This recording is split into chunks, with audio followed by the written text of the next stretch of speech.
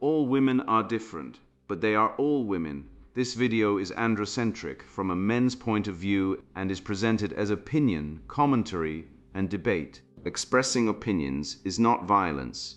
These are ideas to challenge, question, and argue in public, because classical liberalism relies on the First Amendment for its dialectic. If you are a feminist, then consider this. If patriarchy truly existed as claimed, feminism could not. And if all men are trash and women are equal to men, then what are we to conclude? Women will die for their children.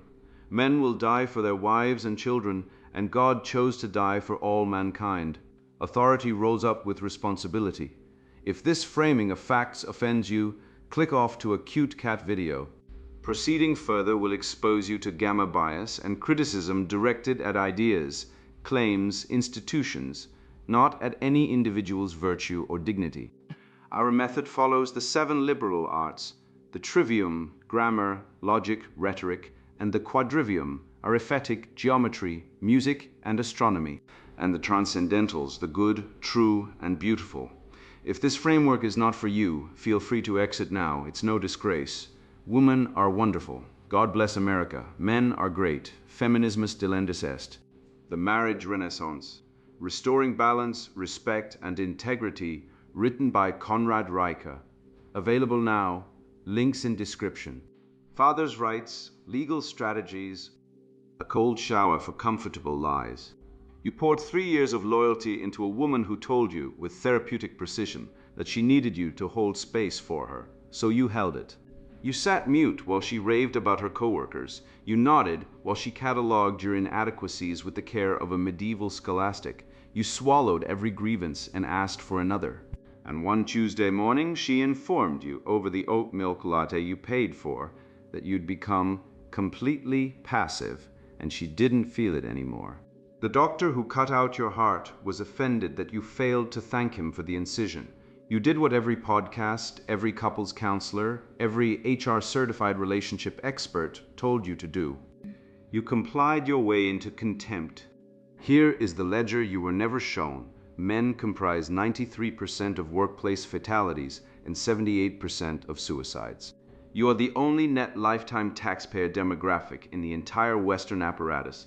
Every welfare check, every diversity salary, every alimony extraction funded by your labor and risk. In return, the family court, that temple of procedural genocentrism, will remove you from your own home within 48 hours of an unverified accusation, hand your children to a woman who betrayed you, and bill you for the privilege of seeing them every other weekend. The Duluth model, which scripts domestic violence response across the Western world, defines your victimization out of existence by a priori fiat. You do not need to hate women to notice that the machine harvesting you has no emergency stop. The Greeks had a word for the principle that orders reality, logos. Not your feelings, not her feelings, not the diversity, equity, and inclusion consultants' feelings, reality itself, knowable, independent, and indifferent to your compliance.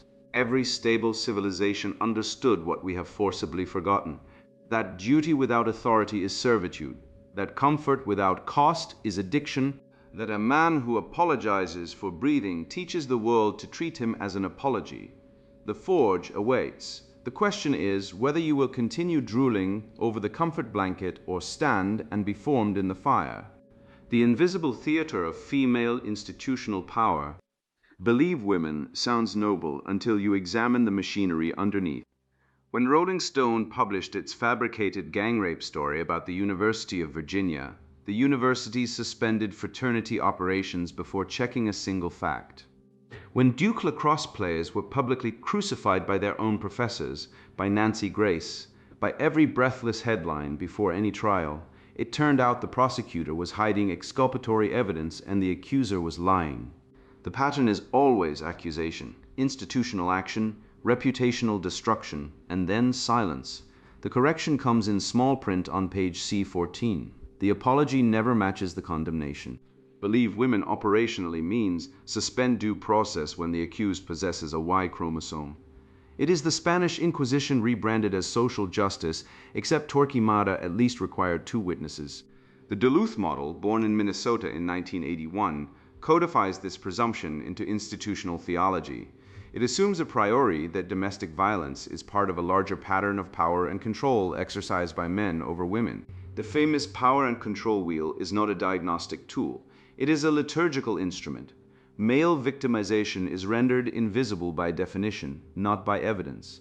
When a man who has just been struck by his female partner calls the police, mandatory arrest and primary aggressor policies instruct officers to assess who is larger, who seems more agitated, who poses a hypothetical future threat. He called for help. He gets handcuffed. Hines and Douglas documented this pattern in 2010, Hamburger and Goose in 2003. The institution does not need to hate men. It simply defines them out of the victim category. The word victim now carries an asterisk. Conditions apply, offer not valid for males. Consider paternity fraud. Studies across populations estimate that between 1 and 10% of men are raising children they believe are theirs but genetically are not. In disputed paternity testing, rates climb above 30%. The legal response: in most jurisdictions, if a man has acted as the father, signed the birth certificate, paid support, loved the child, he remains financially liable even after discovering the deception. The state's interest in someone paying the bill overrides his interest in not being systematically lied to about his own lineage. His reproductive autonomy, his very bloodline, is legally irrelevant. He pays for the privilege of having been conned. Call it what it is: cuckoldry as public policy. Define institutional bias precisely: a systematic pattern in which the rules, procedures, defaults, and discretionary choices of formal organizations produce asymmetric outcomes favoring one class, without that class needing to conspire. Modern family courts, Title IX offices, HR departments, and domestic violence protocols meet this definition. Now define patriarchy as feminists use it: a theoretical construct wherein men, as a class, systematically oppress women for male benefit.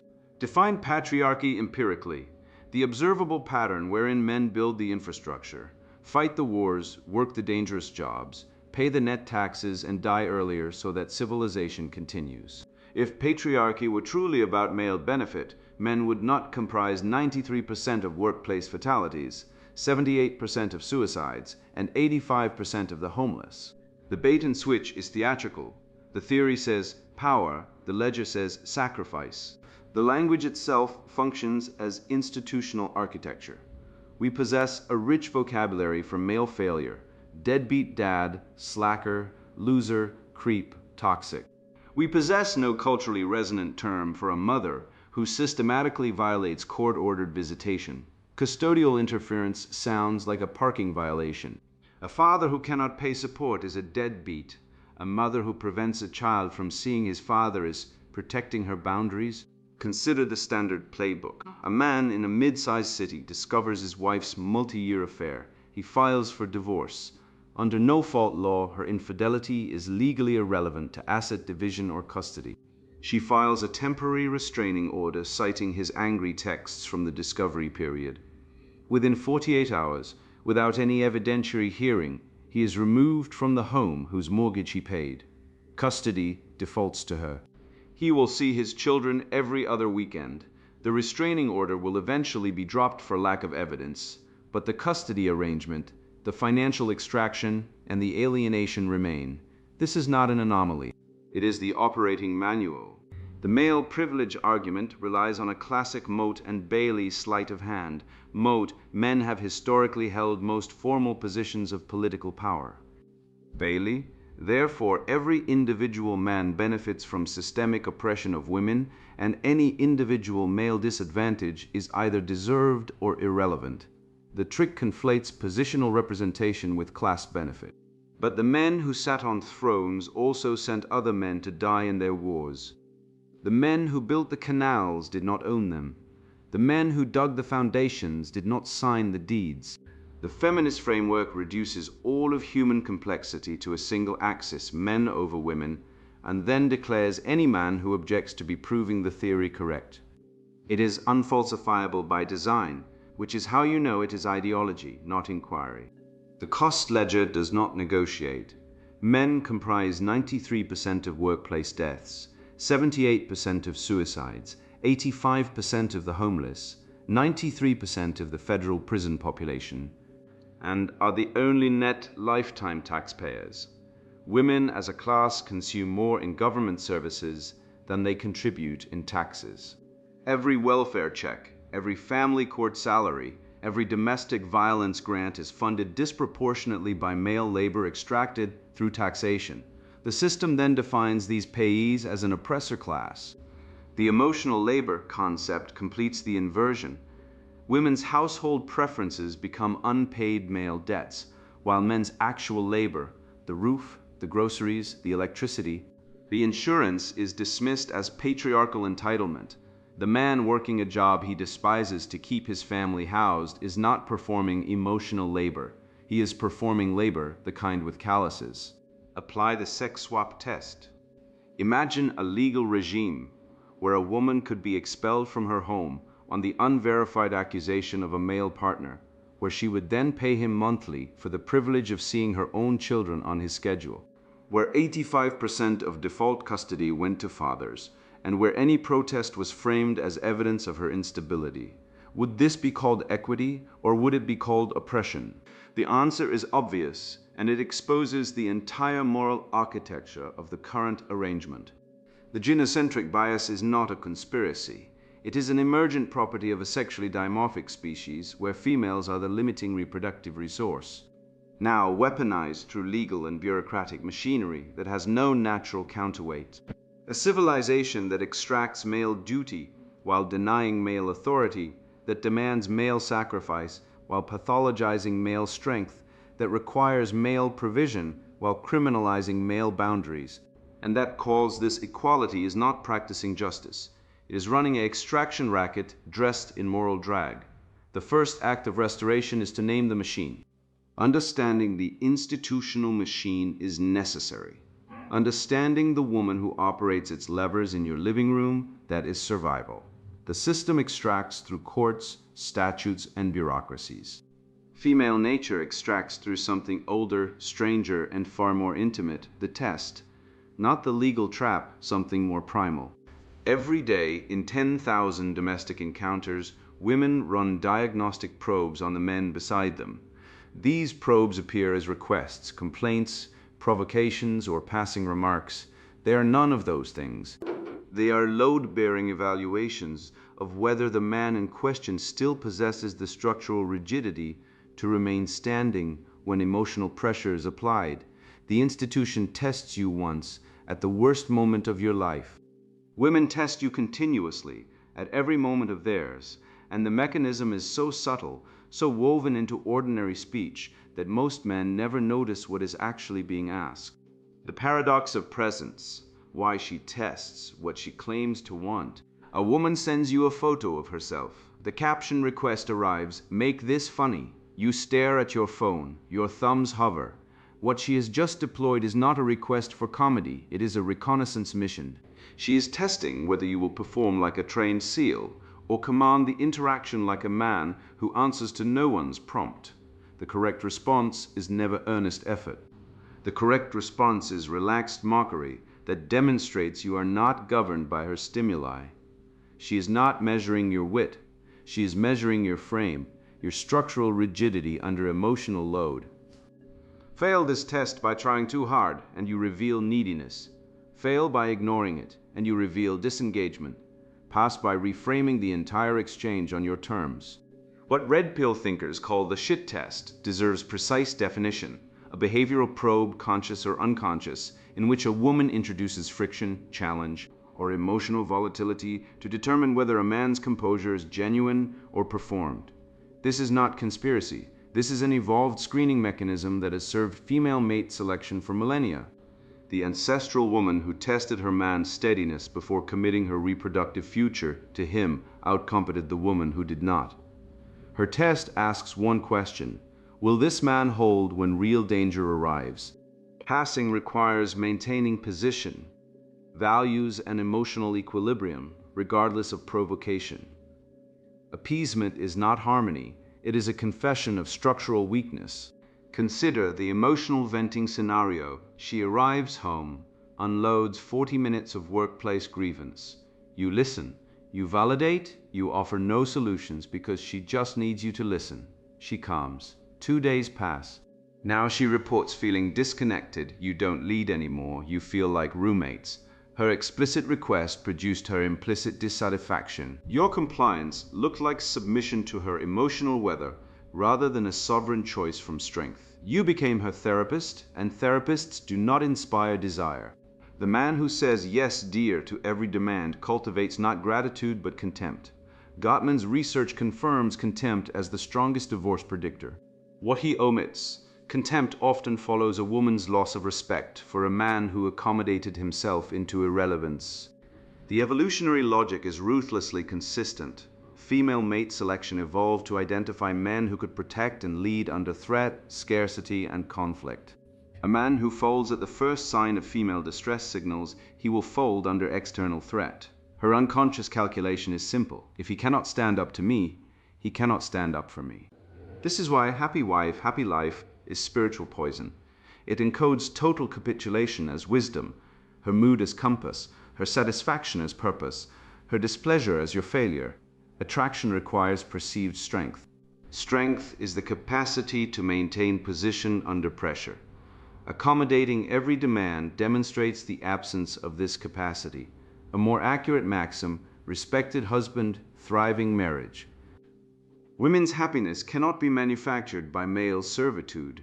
It emerges from respect for a man they cannot control. The syllogism is merciless.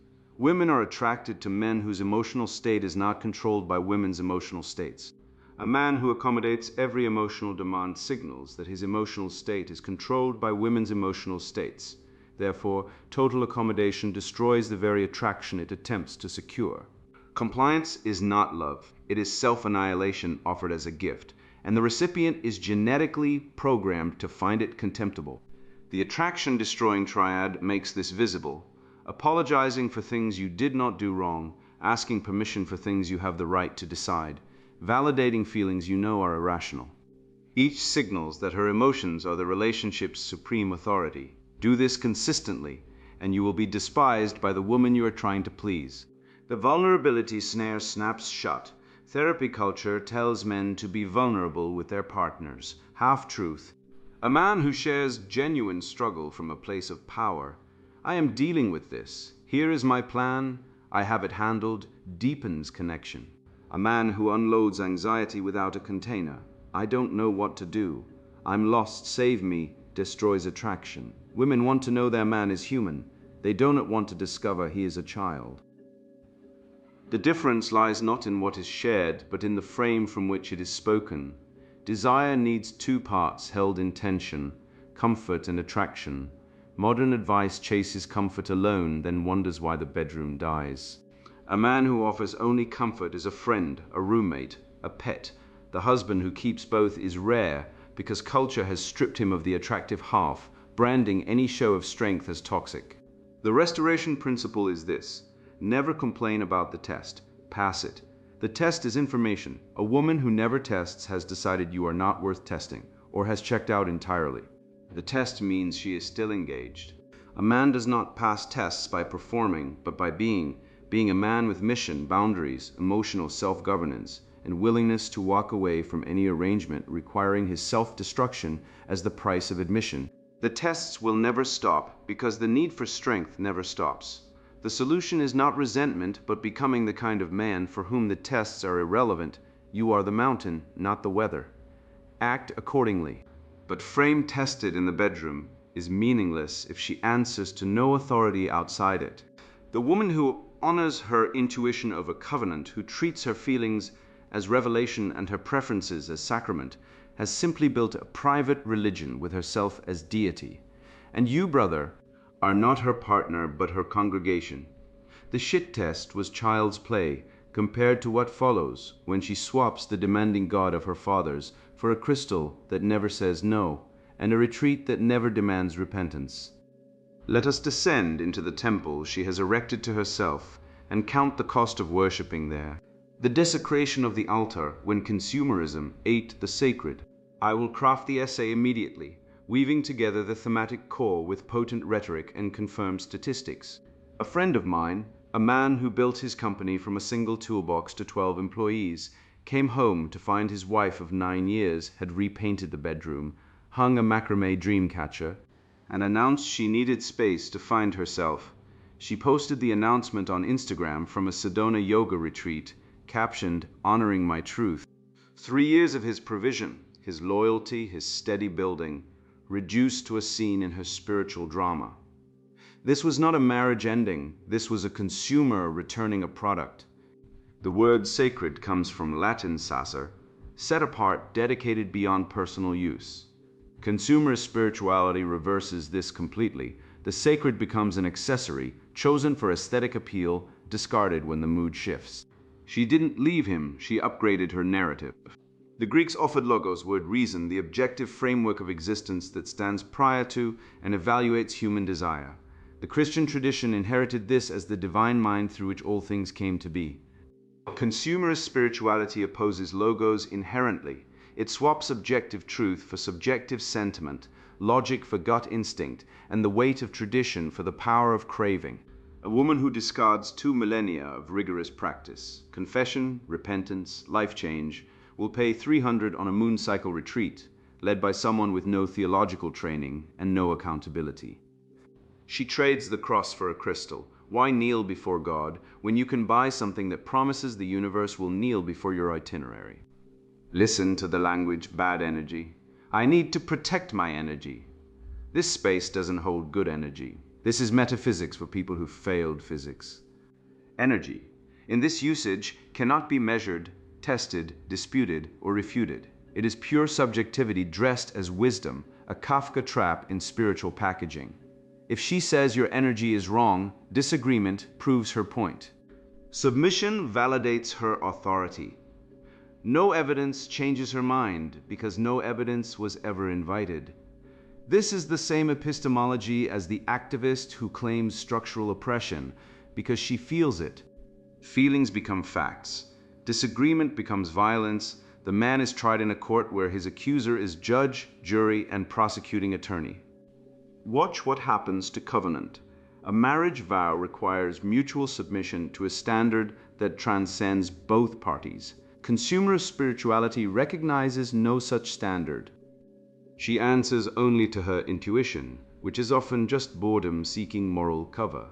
When the relationship becomes inconvenient, she cites growth. When she fails, she cites her journey. When consequences arrive, she calls them lessons from the universe.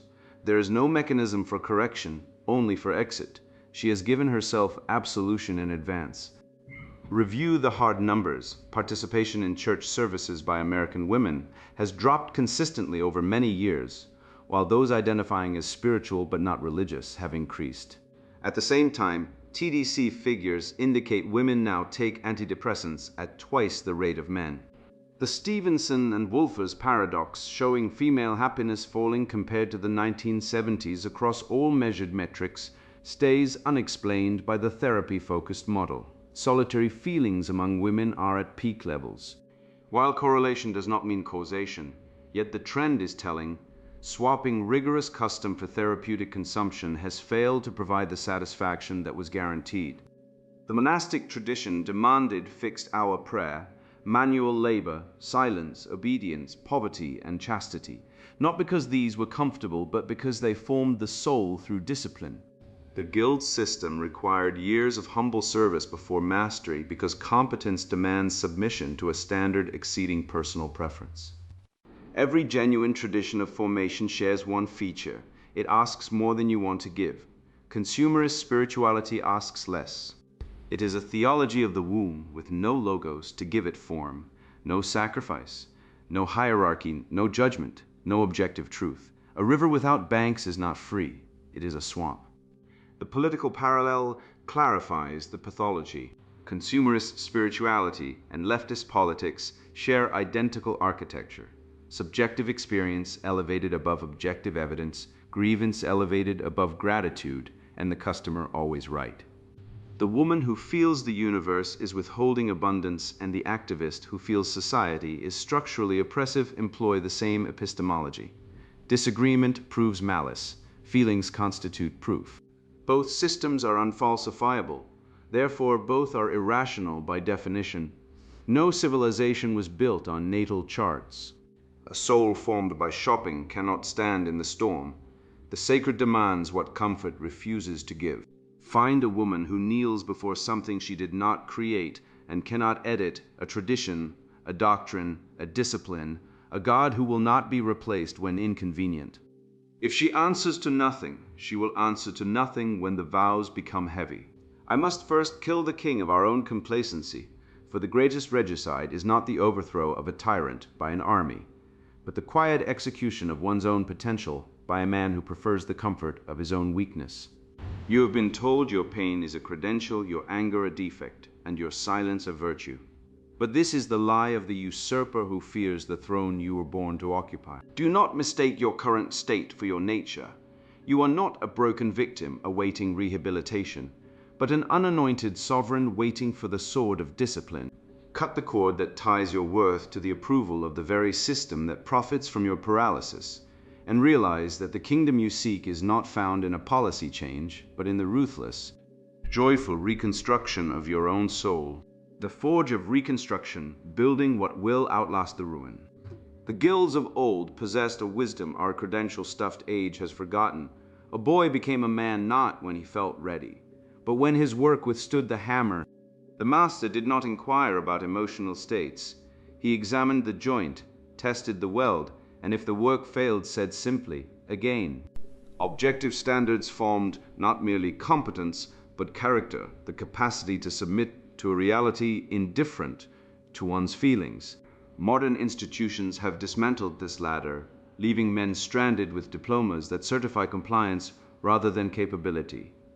You are not broken, you are unformed. The remedy is not a therapist's couch, but the forge's fire. Consider what we have discarded: the apprenticeship model, the military discipline, the monastic rule. Each was a crucible that transformed raw male potential into dependable masculine virtue, strength governed by prudence, competitive drive directed toward excellence rather than consumption, sexual energy ordered toward covenant and generation, not the dopamine minefield of screens and swipes. Virtuous masculinity is not an oxymoron, it is civilization's load-bearing architecture. The opposite of toxic masculinity is not emasculation. It is power properly ordered. The data on pair bonding reads like an insurance actuarial table because it is one, women with 0 premarital partners divorce below 20%. Those with 10 or more exceed 50. This is not moralism but mathematics. The capacity for lifelong commitment, like most human capacities, strengthens or degrades with use. A man who ignores this data is not being charitable. He is being negligent with his own future. Hypergamy does not care about your emotional availability. It seeks competence, stability, evidence that you can build and protect. Become the man worth selecting, not the boy begging for selection. Fatherhood is not optional infrastructure. Children in father-absent homes face poverty rates 4 times higher, elevated incarceration risk, and diminished educational outcomes. The state replaces the father with a bureaucrat who collects fees and delivers mediocrity. The household is civilization's primary political unit. Destroy it, and the state swells to fill the void, raising citizens loyal to itself rather than to family, tradition, or truth.